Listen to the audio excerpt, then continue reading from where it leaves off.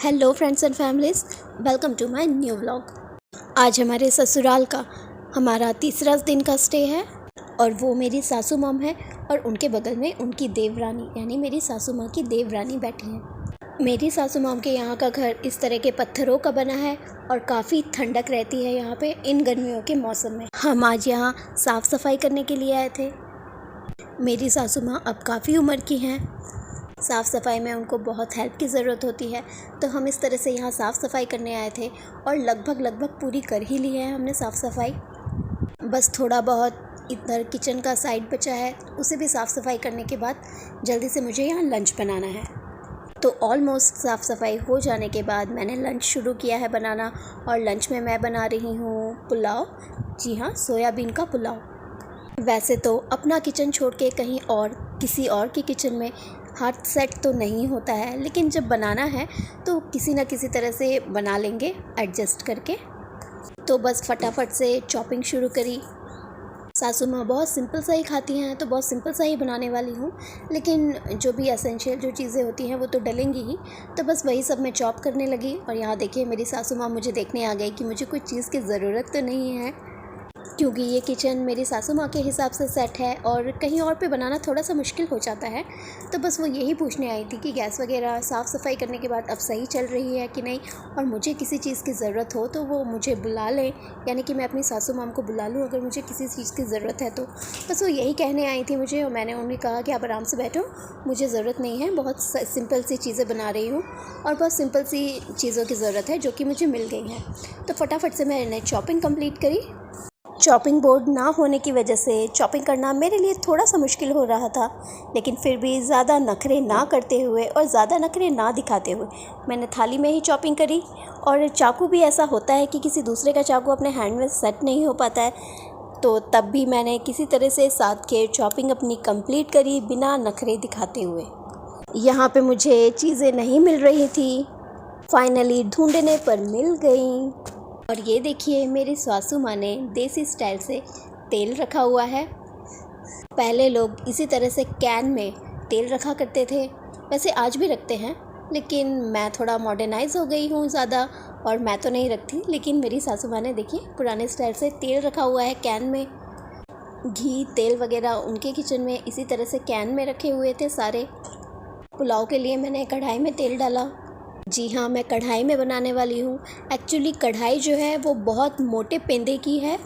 Actually pulao को मैं थोड़ा दम बिरयानी स्टाइल में बना रही हूँ, जो कि धीरे धीरे बनेगा। चीज़ें यहाँ पे ढूंढनी पड़ रही हैं मुझे, कोई बात नहीं, क्योंकि किचन भी हमने अभी अभी सेट किया है, साफ़ सफाई की थी यहाँ किचन की भी। तो जब एक बार और अच्छे से सेट हो जाएगा साफ़ सफाई करने के बाद, तो सारी चीज़ें सामने ही दिखने लगेंगी। मैं कुछ ज़्यादा ही अब नखरे करने लगी हूँ। पुलाव बनाने पे कंसंट्रेट करते हैं। फाइनली स्टार्ट कर दिया गया है पुलाव बनाना। पुलाव हमारा दम बिरयानी स्टाइल में बनने वाला है, जो कि धीरे धीरे बनेगा, और जब तक ये पुलाव बनेगा मुझे और भी बहुत सारी साफ़ सफाई कर देनी है सासू माँ के यहाँ की। हम लोग बेसिकली आज यहाँ पे साफ़ सफाई ही करने आए हैं, और जैसे कि लंच का टाइम हो गया है तो मैंने सोचा फटाफट से यहीं पे लंच बना लेते हैं आज। मेरे हस्बैंड भी मेरे साथ में साफ़ सफाई करने में लगे हुए हैं और दोनों बच्चे मेरी सेकंड वाली जेठानी जी के यहाँ, जो कि यहीं पे सेकंड फ्लोर पे रहती हैं, वहाँ पे खेल रहे हैं। मेरे ससुराल में मेरी बहुत बड़ी फैमिली है। मेरे हस्बैंड 7 भाई हैं और मेरी 6 जेठानियाँ हैं। मैं 7वें नंबर की बहू हूँ। मेरी सासू माँ ने किचन को यहाँ एक रूम में ही शिफ्ट कर लिया है, एक कोने में। और यहाँ देखिए मेरे 3rd नंबर के जेठ जी आए हैं और वो आज हमें डिनर के लिए इनवाइट करने के लिए आए हैं। अम्मा, जी हाँ, मैं अपनी सासू माँ को अम्मा कहती हूँ। अम्मा से मिलने भी आए हैं और हम लोगों से मिलने भी आए हैं और हमें डिनर के लिए इनवाइट करने के लिए आए हैं। तो हमारे आज का डिनर हमारी 3rd नंबर वाली जेठानी जी के यहाँ पे है, और वो बच्चों के लिए भी कुछ लाए हैं जो कि हम बाद में देखेंगे। और यहाँ मेरा बात करते करते तक थोड़ा सा पुलाव की तैयारियाँ भी चल रही हैं। मेरे ससुराल में हमारी बहुत बड़ी फैमिली है। मेरी बड़ी वाली जेठानी के जो बच्चे हैं वो हमारी एज के हैं, और मेरी 6 जेठानियाँ हैं, उनके सबके 2-2 बेटे हैं। इस तरह से बहुत बड़ा और भरा पूरा परिवार है। लोग तो बाहर ही रहते हैं, जयपुर साइड रहते हैं, तो हम साल में एक बार यहाँ आते हैं। जब भी हम लोग यहाँ आते हैं तो सारी जेठानियाँ एक एक करके हमें इनवाइट कर लेती हैं। कहीं पे हमारा लंच होता है, कहीं पे हमारा डिनर होता है। कोई कहता है आज यहाँ रुक जाओ और आज दिन में यहाँ रुक जाओ। तो इस तरह से हम अगर हम हफ्ते भर का स्टे करते हैं तो हमारे दिन तो यूँ ही चले जाते हैं, कभी यहाँ रह के, कभी वहाँ रह के, कभी सासू माँ के पास रहने चले आते हैं। हाँ, वो भी अकेले रहती हैं। वो शायद किसी की फैमिली में रहना पसंद नहीं करती और बड़े बूढ़े तो इसी तरह के होते हैं, तो इसीलिए वो अकेले रहती हैं। हमारी 2 ननद हैं और वो भी जब आती हैं तो इसी तरह से रहती हैं। कभी कोई जेठानी उन्हें इनवाइट कर लेती हैं, कभी कोई, और हम इसी तरह से हमारे छुट्टियों के दिन निकल जाते हैं। ये छोटा सा सेटअप मैंने अपने किचन का अम्मा के लिए बनाया था। जब इनको पैरों में थोड़ी सी परेशानियां हो गई थी तो इस तरह से खड़े होके या फिर वो स्टूल में बैठ के वो अपना खाना बना लेती हैं। तो ये सेटअप उनके लिए बनाया गया था, जिसे 3 से 4 साल हो चुके हैं।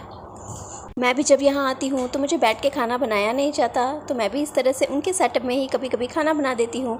तो पुलाव हमारा चढ़ चुका है और हम चलते हैं बाहर। ये देखिए, मेरे जेठ जी, जो मेरे 3rd नंबर के जेठ जी आए थे अभी मिलने के लिए, वो मेरे बच्चों के लिए और अम्मा के लिए फ्रूट्स लेकर आए थे और अपने घर पर हमें डिनर के लिए इन्वाइट करने के लिए आए थे।